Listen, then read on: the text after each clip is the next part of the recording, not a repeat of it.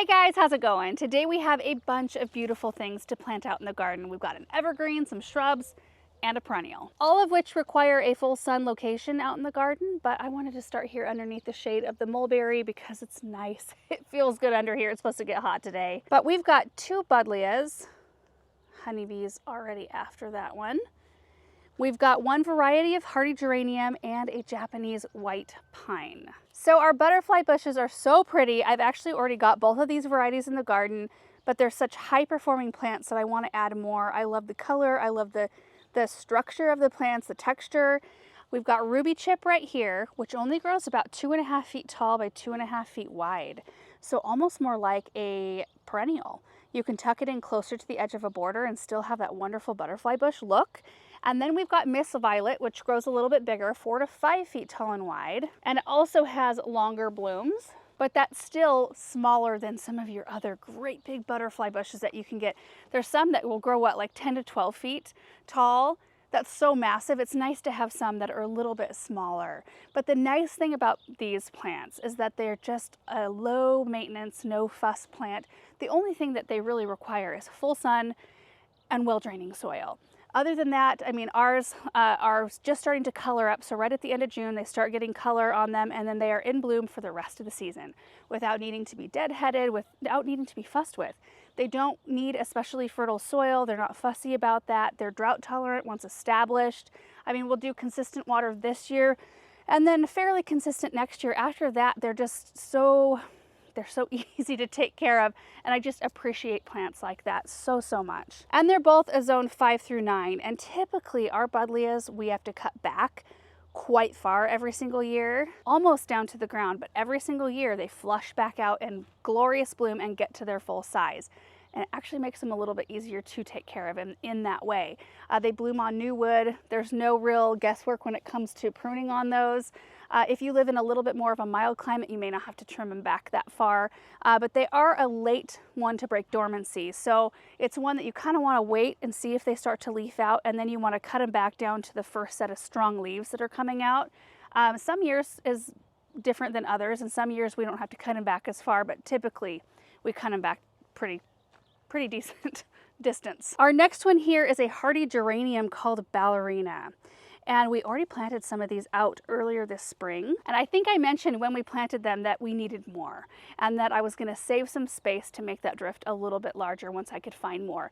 And my mom brought more in down at the garden center. So I picked up 5 of them and we are gonna add them to that drift. Hardy geraniums are awesome. There are tons of different varieties, but they all have a really interesting leaf shape.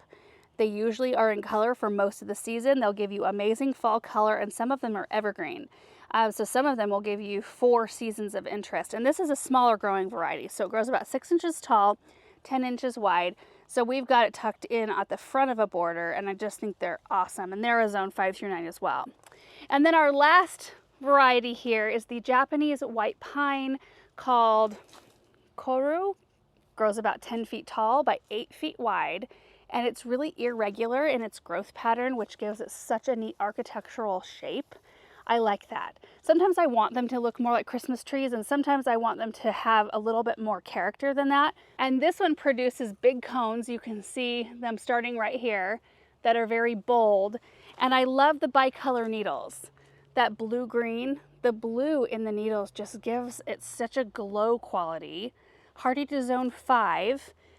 I'm guessing it likes a little bit more acidic soil than we have. So I'm actually gonna stop at the barn and I'm gonna grab some soil acidifier. We've got some in a bucket. We had a bag that broke, so we've got a whole bucket full of it.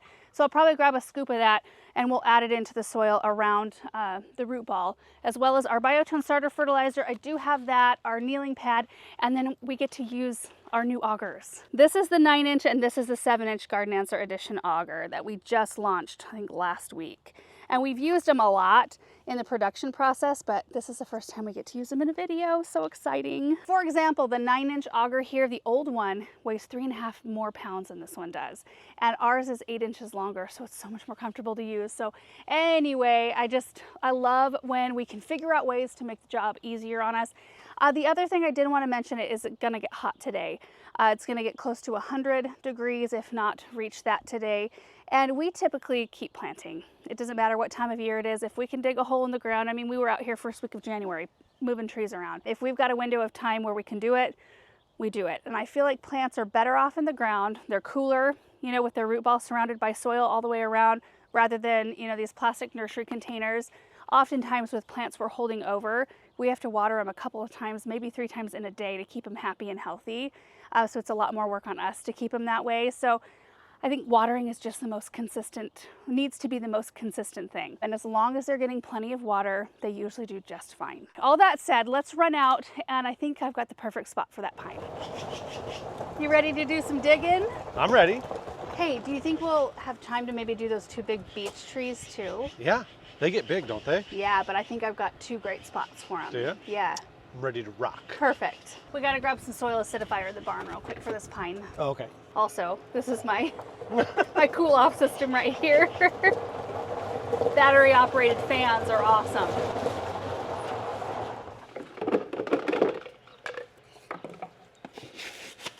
Soil acidifier right there.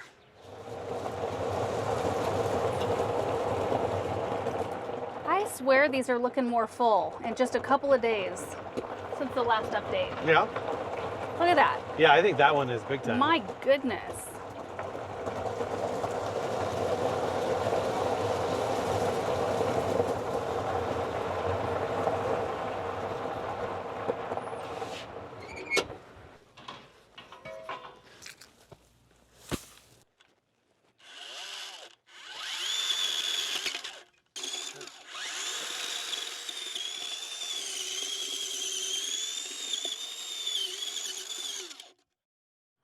How's that? I think it might need to be a little bit wider. Okay. How much easier is that auger though? Oh, it's so much easier. It is, isn't it? You're not bending Right. the same way. It's awesome. And it's lighter. It spins faster. Yeah, it because does. it's lighter. That's probably good. That's probably good. Watch out for the stinky. This is the stinkiness. Oh, it is. I think it just followed me. Well, that's probably in your nose now for good. That's also stinky, but not as stinky. Oh, perfect.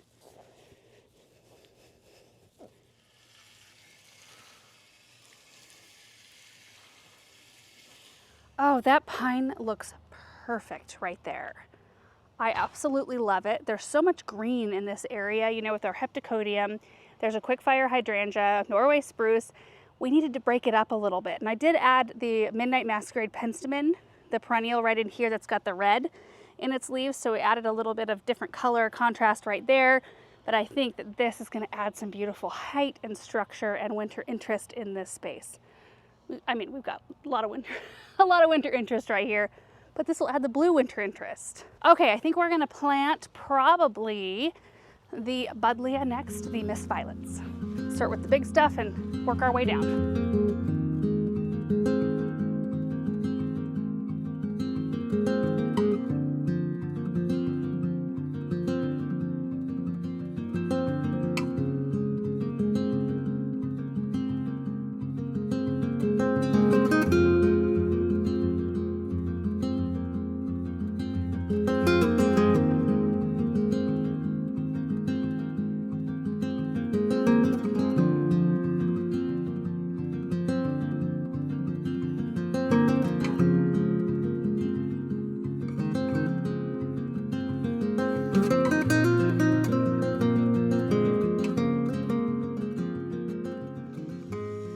Those look so good right there. They do. I love them. So you guys, this right here is the Heliopsis called Bit of Honey. So they've got a very heavily variegated, but it's interesting. Instead of having a green background with white variegation, it's a white leaf with green variegation. And then these bright yellow flowers that the pollinators love. And then we've also got some Pope John Paul. I think that's what this rose is that we dug out from behind the fireplace and popped out here. So we'll have white roses with the purple buddleia.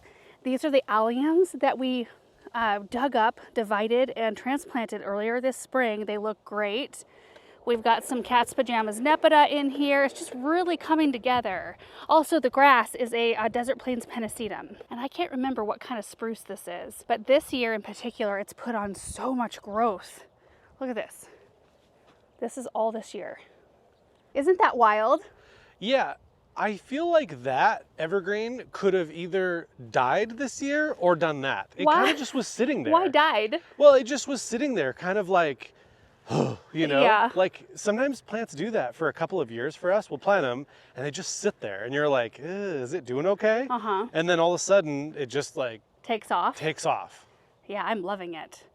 Okay, you were mentioning before we put these next ones. Yeah, I want to put some chelated iron. I just need to go grab it real quick. Okay, so this is a London plane tree. Let me get it close to the leaves. It's showing some chlorosis, which is an iron deficiency. So we'll show you how we take care of that. And you can tell it's an iron deficiency if your leaves start looking like this one right here, where the background turns lighter and the veining is a dark green. And this isn't a severe problem yet, but once it becomes severe, the leaves will start to burn on the tips. And it's a pretty easy fix. You know it's chlorosis because of the way it is. Nobody knows that joke, Aaron. Only you. I think everybody on the internet knows that joke. Turn your fan on. You saying I look sweaty? No. Maybe. A little bit. This is awesome. I know. This is where we're going to plant one of the beech trees. Oh, okay. This is how you treat chlorosis.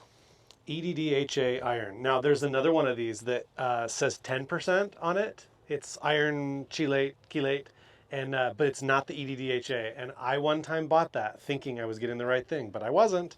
So it's the 6%. So here's what you do. Oh, here's what it looks like, by the way. Don't breathe it in. It'll taste like blood. I don't think it hurts you, but No, it just tastes bad. it's it wouldn't be nice. Okay, if I was your dad, I'd pour this whole thing on there, but that's unnecessary, and we're not going to do that. So we'll just sprinkle it like this. That's probably more than you need Oh too. yeah, this is probably more, but Mercy. I don't mess around. Your But- dad doesn't mess around even harder than I don't mess around. You used what, about a quarter of that container? Oh no, I probably used like a tenth of it. There's still a lot in here. Oh, It's probably like half full still. And it was, yeah, I didn't use a ton. Okay, and then we'll water it in. You can mix up water in like a 5-gallon bucket ahead of time if you want, but I sort of kind of find that unnecessary. yeah. If you're just going to water it in, Yeah, just pour it around the the base. goal is and just to then- get it pushed down to the roots. Yeah. And it's a lot less work to do it this way than to mix it in a bucket. So the nice thing with all of our maples that are in the grass, I don't even have to water it in because the sprinklers will do it for me. Mm-hmm. But watch how red it gets. Look at that.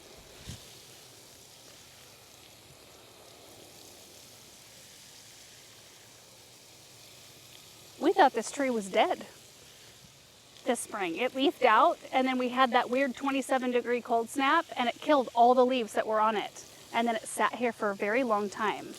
So we're thankful. You know, if you're about to get rain, that's a good time to go out and spread this stuff. As long as you don't get, if you live in an area where you get a ton of rain, like a lot of rain all at one time, I'd be a little afraid of it washing away.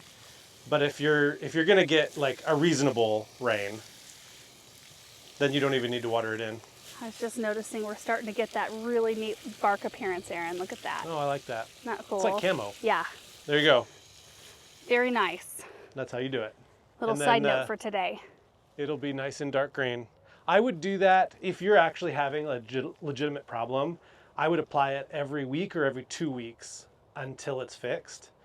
And that's probably overkill, but You'd rather save your tree. I'd rather save the tree because it will die. Like if Yeah. you don't take care of the issue, it'll just keep burning, It'll look horrible. and then the leaves aren't taking in the sun, and it looks bad, and yeah, it'll eventually die. Also, we've got such pretty daisies. I planted these in a video maybe last year, and I can't remember the name of them. They're gorgeous. And then we've got some of the yellow brick road sedum right here blooming. I think the spots for the next 2 buddleias, we're going to put one here and one over here. I'll walk. Okay. There's a hole right there.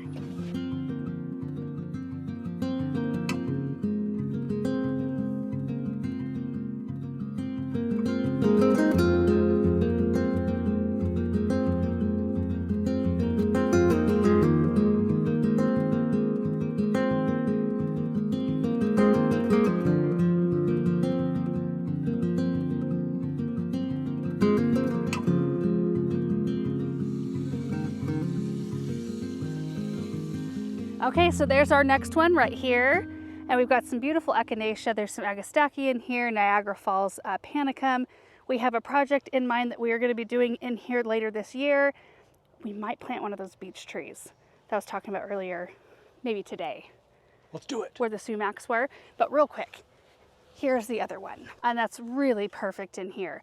And can we just like appreciate this sweet little rose trying its hardest? This is the Impressionist climbing rose, and I thought it was dead. I mean, it was dead all the way back down to like a tiny little branch down there, and it sprung forth, and it's trying really hard. But wouldn't that be beautiful to have it filling up this obelisk full of those really gorgeous apricot pink blooms? I love it when things like that happen.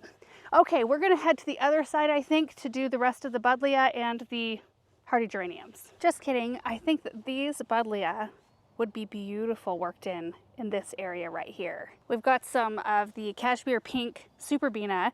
There's a Dobbs frosted juniper. There's some white roses. I cannot remember the name of these right here, but it would be gorgeous to have another layer of pink in here. Aaron needed to test the sprinklers over there on the other side. Can't get them to turn on? Well, no, the app is not working currently. Oh, dang. Well, that gives us a chance to come over here and look at this Bethany. It is massive. We've got a big bank of Miss Violet buddleias right here. See, these have been here for a few years, and you can see they're just starting to color up. I am going to need to move these. They're the once in a melon echinacea, because Bethany has never grown this tall before, and usually the echinacea is taller than it, but this year it's like, nope, we're going to be huge, which is gorgeous, but now we can't see the echinacea. I'll probably leave that one and just move this one over to this spot and fill this in with the same thing, if I can get my hands on some more at some point. But the pollinators on this Bethany, I don't know if you can see all that activity, but I can hear it. I love this spot so much, and I actually love it more now that the sumac is gone. It allows the Sesky gold dwarf birch to kind of shine as the yellow element over here instead of kind of fighting with the sumac. But we've also got, you know, the Aphrodite calycanthus back there. This is a pink coralberry. We've got a tater tot arb, little winter interest in here, black lace elderberry in the back, totem pole panicum. There's a state of grace rose, and then a shade master honey locust, putting on a lot of growth. Every once in a while when I look at this space, I think, my word, it has just really, it's starting to come into its own. But we still have quite a lot of holes to fill too. Well, we can work on our buddleia placement while Aaron's fiddling with the sprinklers.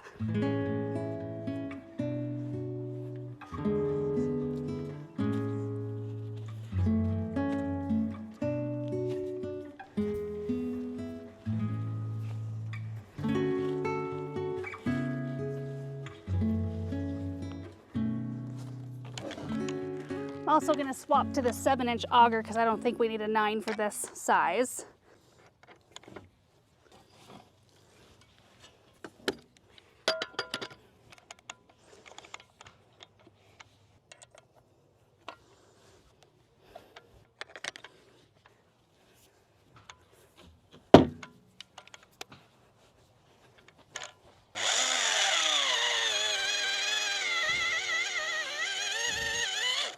I barely have to hunch at all. Like, I mean, I'm not even really hunched. You don't really need to. You just... Okay.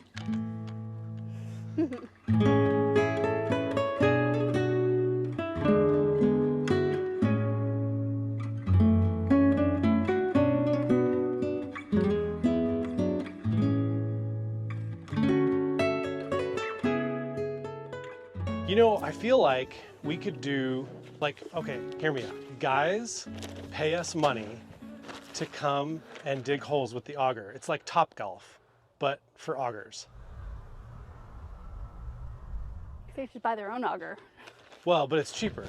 It's cheaper to come and you can just like dig a few holes with the, you can just feel like got a lot of work done. Good idea. Also, mowing. We could plant like 20 acres of grass. Yeah. And have like several mowers, and guys come and rent the time to come mow, like, you know. Is that what you would like to do? Yeah, heck yeah. Really? Yeah. I think there's a bunch of guys that would pay. They get off of work. You just want to go mow a lawn, but you don't want to walk behind. You want like a big, you know, With a drink holder. with a couple drink holders. 92-inch, you know, deck mower. You can make money on the drinks. I think that's a fabulous business idea. You know what? They could plant, or they could dig holes. You could mow. Think anybody would pay to spray weeds? Or pull weeds? No, I don't. I think that's something you probably wouldn't be able to get people to rent time spraying weeds. You guys have to see. If you have the option, if you're putting in a faucet, always put in one of these. Off, on. Instead of one that you have to go all the way around like a billion times to turn on and off. It doesn't make any sense. Like, where have those been all my life? I don't know, but they're awesome. I think we should retrofit all of our faucets with those. It's so easy to use. Yeah. These look so gorgeous. I love them. And they're spread out enough that they're not like a hedge, but you'll get a lot of good cohesion with color and form there. Look pretty with that super bean, huh? Yeah. Okay, these are our last small ones before we move on to the beech tree. So here are the ballerina hardy geraniums that we planted earlier this season. And you can see that I left this spot right here. There's a few snowdrift supertunias and a whole bunch of other beautiful things. The little itty bitty verbascum seedlings that we put in, they've bloomed and they're looking awesome. It really is filling in, but I think having more of these geraniums will look really good. Also, we loaded up the tree. I think we may just plant one today. Yeah. It's hot. It is hot. It's a swimming day, I think. I think the kids We can get and in I the will go pond. swimming. Get in the pond? Yeah. I could do that. Kids yeah. would love that. Yeah, they would.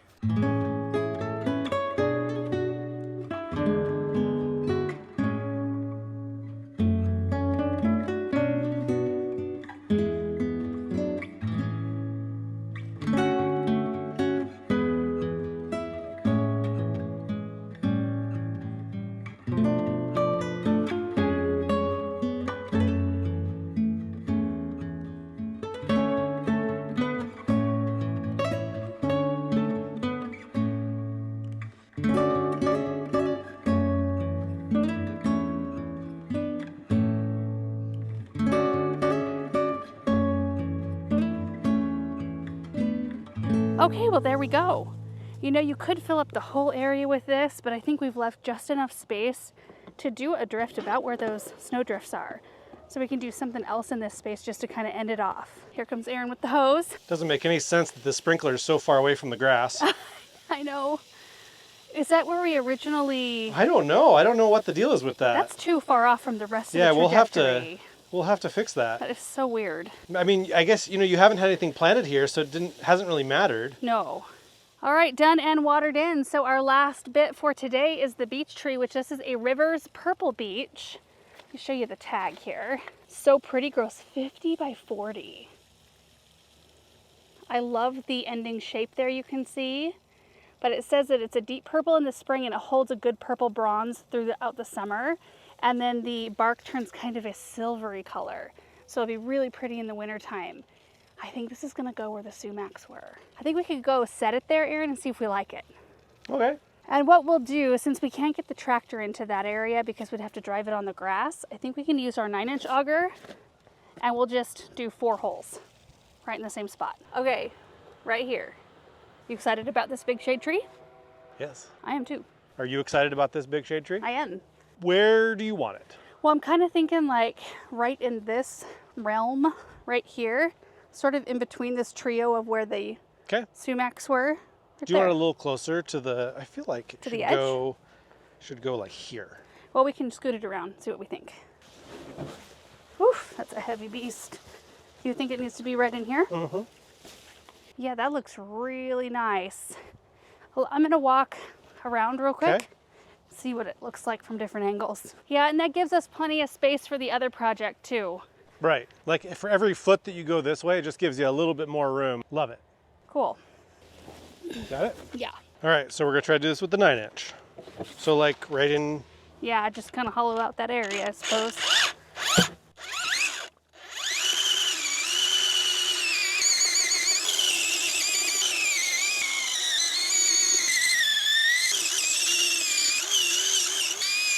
It's a deep root ball. Guess we can hollow it out and see what we got.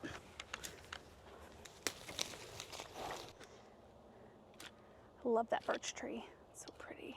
Yeah, I think we're just about right. Just flatten it out. Do and some put biotone? Yeah.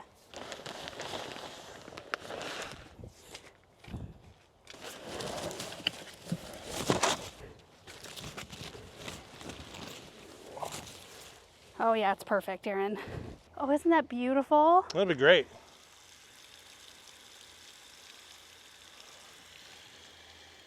I love the tree here. How much do you love it here? I'll love it in 10 years Well, it's when beautiful. it'll be like 30 some feet tall. 50 by, what did I say, 40? So it'll be this beautiful canopy over the grass and everything out here. I mean, everything you're looking at, they're all planted out here for full sun. We have so many trees planted. We're gonna have a shade, hopefully, one day. I think it'll be a slow transition. I don't think will it'll be be. overnight. No, you're right. I mean, it'll be a really slow transition to shade things. But one day we'll have hostas out here. Yeah. One day. But I love the way that this looks. If we kind of back up this way, we still have a nice big opening here for our project. And then I think we're just gonna start cultivating this area, adding some more stuff in. Aaron, there's one side of that root ball that's completely exposed. Do you see that? Oh yeah. From this angle, I just noticed that. Caved in. We gotta tuck that in a little bit better. Holy moly. But I love the structure of these beech trees, and they're not super fast growers, which is the one unfortunate part about them, but they are so beautiful in their structure. There we go. It's looking a lot better. Tucked in, watered in, looking gorgeous. We've got some cat's meow nepeta in front of it that's right about needing to be cut back. I have the hardest time wanting to cut these back though, because no matter at what stage, there's always honeybees. They find and love each individual bloom here. But we're getting close. It's looking a little gray at this point. Did you have a fun day planting with the augers? I did have a fun day. Good. And you guys, we're gonna call it at that. Super happy with everything that went in today. So like I said, we are gonna make sure that everything, well, today we watered everything as we went along. Paul's actually working on the drip as we speak. He just got the buddleia that was right behind us. While we were planting this, he was working on the drip there. So the drip will be set up to all of them today, which means it'll go off tomorrow, right, Aaron? I think so. Yeah, so we'll come out and just check it, make sure that they look good, and then we'll kind of get on an every other day schedule of coming out and making sure that the root balls are fully saturated, moist, not soggy, but moist to get them through the heat. So anyway, I think I'm gonna gather up the kids. We're gonna go out and swim. The pond or your I don't parents? know, either one. We're gonna go find some water somewhere and we're gonna cool off. So thank you guys so much for watching today's video. I hope you enjoyed it, and we will see you in the next one. Bye.